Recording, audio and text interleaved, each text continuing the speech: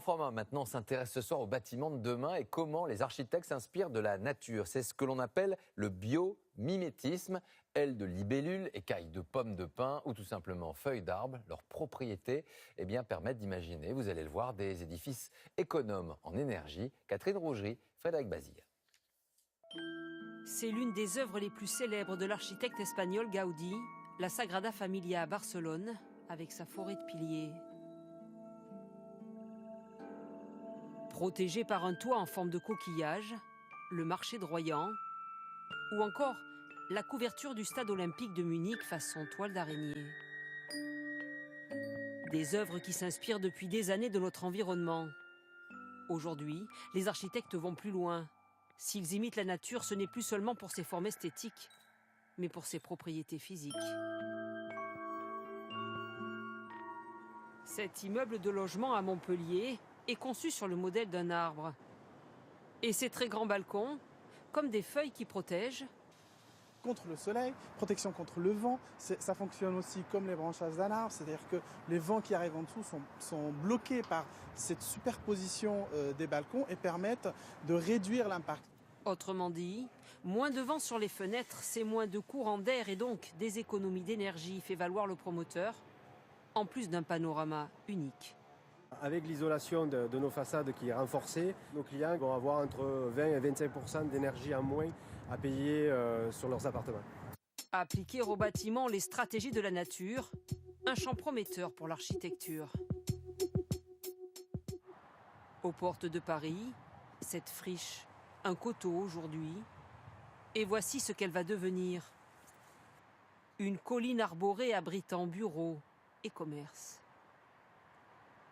Le bâtiment va s'intégrer à la parcelle en épousant littéralement la forme du coteau. On s'inspire de la biodiversité. Autre innovation de ce bâtiment, la géométrie, calquée sur une termitière, avec son système naturel de ventilation et de circulation d'air chaud et froid. C'est en utilisant des dispositifs de cheminée, en fait, finalement, liés au patio, qu'on va créer des aspirations et permettre à l'air neuf de pénétrer dans le bâtiment. Encore plus surprenant, ce toit transparent qui protège les occupants de la pluie sans masquer la lumière. C'est un peu à l'image des ailes de libellule qui sont constituées de deux membranes très très fines, translucides, qui laissent passer la lumière, dans lesquelles il y a un réseau d'air qui maintient ces ailes sous pression, en fait. Autre intérêt, selon ces architectes, ce bâtiment n'est pas moins coûteux à construire, mais plus écologique. Quand on pense léger, quand on pense forcément moins de matière, donc moins d'énergie pour la fabriquer. Montant du projet, 300 millions d'euros pour une livraison espérée en 2023. Alors comment vit-on dans ces nouveaux bâtiments? Ici, dans les Ardennes, surplombant la vallée de la Meuse, ce lycée à flanc de colline accueille plus de 500 élèves qui apprécient cet écrin de verdure.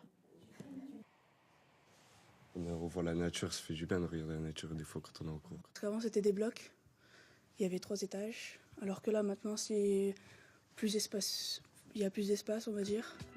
8 niveaux comme des terrasses agricoles qui limitent la prise au vent. Résultat, une diminution de 25% de la facture électrique. Et ce n'est pas tout.